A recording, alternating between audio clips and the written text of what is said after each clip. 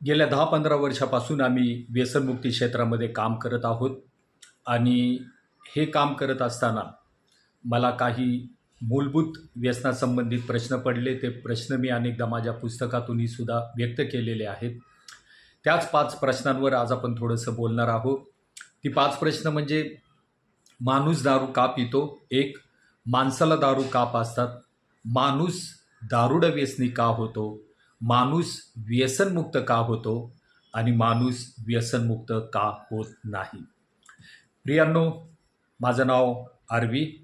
आम्ही हजारोपेक्षा अधिक व्यसनी लोकांना व्यसनमुक्तीस मदत केलेली आहे आणि ह्या कामाच्या अनुभवातून हे 5 प्रश्न मला पडलेले आहेत आणि हीच प्रश्न मी एक सामाजिक विचारांनी, मनोशास्त्र विचारांनी आणि एक ओव्हरऑल त्याला आपण सायकोलॉजिकल लेवलनी, जनरल लेवलनी ह्या प्रश्नांचा पाठपुरावा करण्याचा मी सातत्याने प्रयत्न करत असतो. तर आजचा आपला पहिला प्रश्न आहे की माणूस दारू का पितो?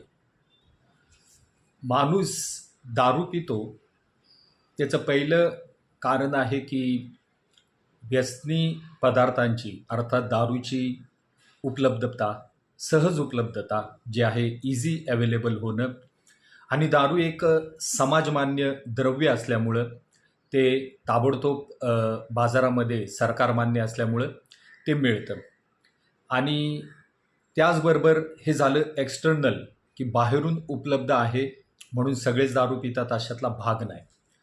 मग दुसरी एक ह्युमन नेचर आहे, ज्याला आपण विशीच्या आतल्या काही मुलांना म्हणू की उत्सुकता किंवा क्युरिसिटी, करून तो पाहू जन्म घेतलेला आहे.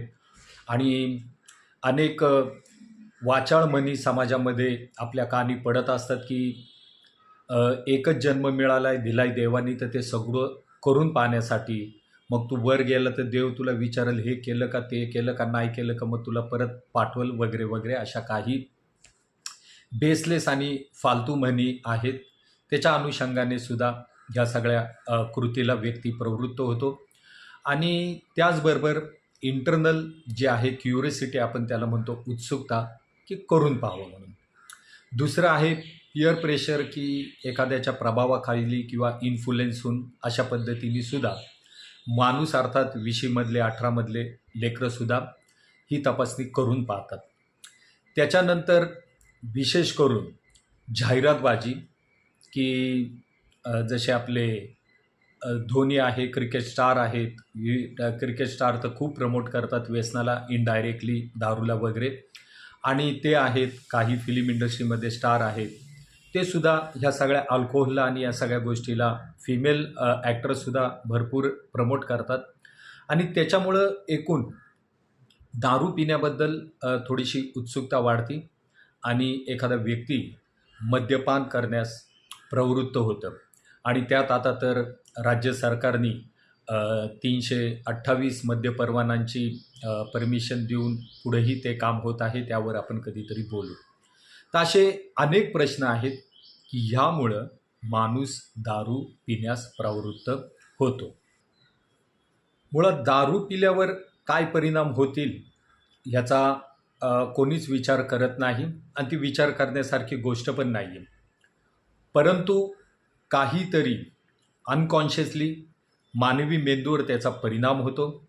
अनेक लोक त्या परिणामातून धडा घेऊन बाजूला होतात आणि अनेक लोक पुन्हा तसा परिणाम आणि अनुभव मिळावा म्हणून मद्यपानाची पुन्हा कृती करण्यास प्रवृत्त होत असतात. आणि जी पुन्हा दारू पिण्यास प्रवृत्त होतात, मग ते दारू का पितो पुढून दारू पितच राहतो असे ते व्यक्ती बनतात. तर ऑफकोर्स त्यांना मद्यपानातून रिवॉर्ड सिस्टम ॲक्टिव्ह होती, चांगला अनुभव येतो, रिवॉर्ड्स मिळतात आणि ते मद्यपानाला सुरुवात करतात. तो मुळात आजचा एकदम जनरल क्वेश्चन होतं की माणूस दारू का पितो? तर त्याच्या काही आपण खुलासा केलेला आहे. इझी अवेलेबिलिटी आहे, क्युरियोसिटी आहे, पेअर प्रेशर आहे, सामाजिक प्रतिष्ठा आहे, ऑफिस काही मीटिंग्स आहे, ऑफिसचं गेट टुगेदर आहे. म्हणजे प्रत्येक ओकेजनसाठी, इव्हेंटसाठी alcohol the mother of addiction हे प्रोव्हाइड केलं जातं आणि त्याच्या मागचे शास्त्रीय भाग पण खूप वेगळे आहेत की पिल्यानंतर माणूस थोडं स्ट्रेस फ्री फील करतो आणि आहे नाही आणि नाही आहे ते सुद्धा तो बोलतो, थोडा कॉन्फिडन्समध्ये येतो. मे बी वरिष्ठ स्टाफला मॅनेजमेंटला हे हवं असतं म्हणून कधी कधी असे गेट टुगेदर ऑर्गनाईज केले जातात. त्यातही काय वाईट नाही आहे, परंतु दारू पिल्यानंतर पीत राहतो हे मुळात अ, अ, चिंतेचा विषय असतो.